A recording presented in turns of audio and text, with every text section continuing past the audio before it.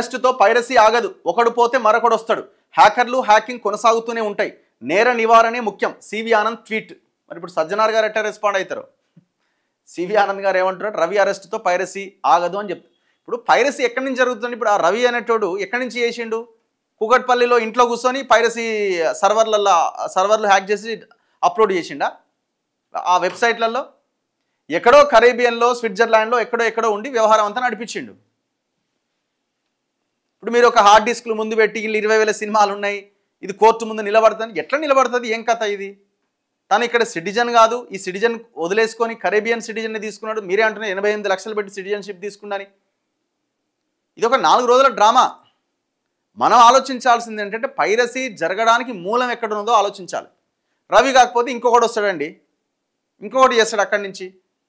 మీరు హ్యాక్ చేసిన తర్వాత కూడా మెసేజ్ వచ్చిందని అంటున్నారు. మీరు ఆ వెబ్సైట్ని క్లోజ్ చేసిన తర్వాత కూడా మమ్మల్ని క్షమించండి అని ఐబొమ్మలో ఒక మెసేజ్ వచ్చిందని చెప్తున్నారు కదా. ఇప్పుడు నిన్న ఇంకొక పోలీస్ ఆఫీసరే చెప్తున్నాడు, ఐబొమ్మ నిర్వాహకుడు రవి అరెస్టుతో పైరసీ ఆగుతుందా అంటూ నెటిజన్లు ప్రశ్నలు సంధిస్తున్న క్రమంలో హోంశాఖ ప్రత్యేక కార్యదర్శి సివి ఆనంద్ ట్విట్టర్ వేదికగా స్పందించారు. అతడి అరెస్టుతో పైరసీ ఆగదు. రవిని అరెస్టు చేసిన సైబర్ క్రైమ్ డీసీపీ కవిత, ఆమె బృందాన్ని, హైదరాబాద్ కమిషనర్ సజ్జనార్ను ఒక పోస్ట్లో ఆయన అభినందించారు. అలాగే మరో పోస్ట్లో హ్యాకర్లు హ్యాకింగ్ కొనసాగుతూనే ఉంటుంది, ఒకరు పోతే మరొకడు వస్తాడు, అది కూడా మరింత అధునాతనంగా అంటూ సివి ఆనంద్ పేర్కొన్నారు. కొందరిని అరెస్ట్ చేశామన్న కారణంగా పైరసీ లేదా సైబర్ క్రైమ్స్ పూర్తిగా ఆగిపోతాయని అనుకోవడం అసాధ్యమైన ఆశ వంటిదని అభిప్రాయపడ్డారు. ఆయన 100% ఆయన చెప్పింది వాస్తవం. పెద్ద సాంకేతిక నైపుణ్యం ఉన్న దొంగల ముఠాలను పట్టుకున్న తర్వాత దొంగతనాలు, చోరీలు, మోసాలు ఆగిపోయాయా అని ప్రశ్నించారు.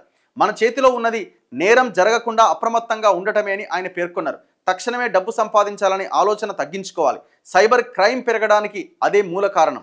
ప్రతి ఒక్కరూ తమ సైబర్ స్పేస్ ఖాతాలు రక్షించుకోవడానికి జాగ్రత్తలు తీసుకోవాలి. ప్రమాదాన్ని వెంటనే గుర్తించే విధంగా ఉండాలి. జీవితంలో ఏది ఉచితంగా రాదు అని గతంలో సినీ దర్శకుడు రాజమౌళి చెప్పిన మాటే జీవితానికి సంబంధించిన అసలైన నిజమని ఆయన అభిప్రాయపడ్డారు. చాలా గొప్ప మాట చెప్పిండు ఆయన. అది ఆగదది. ఇప్పుడు దానికి మూలం ఎక్కడుంది? సినిమా ఇండస్ట్రీ దగ్గర ఉంది. ఏ పైరసీ కారణం ఎవరు? ఇప్పుడు రవి చేసిండని కాదు, రవి పోకపోతే ఇంకోటి చేస్తాడు. మూలం ఎక్కడుంది? సజ్జనార్ పక్కన కూర్చున్న ఇగో ఆ దొంగల దగ్గర ఉంది మూలం, దోపిడీదారుల దగ్గర ఉంది. ఫస్ట్ మీరు దాన్ని పరిష్కరించండి. సినిమా టికెట్ల రేటు తగ్గించండి, ప్రజలకు అందుబాటులో సినిమా ఉండేలా చూడండి, బ్లాక్ టికెట్లు అమ్మే అది అడ్డుకోండి. ఫస్ట్ ఈ ప్రయత్నం చేయండి. ఏం చేయకుండా చిన్న సినిమాని కాపాడండి. లోపల అమ్మే ఆ ఆహార పదార్థాల రేట్లు తగ్గించండి.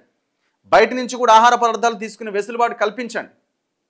ఏమి చేయకుండా సినిమా చూడకుండా జనాల్ని సినిమా చూడకుండా చేసి నువ్వు పైరసీ ఎందుకు చూసినావంటే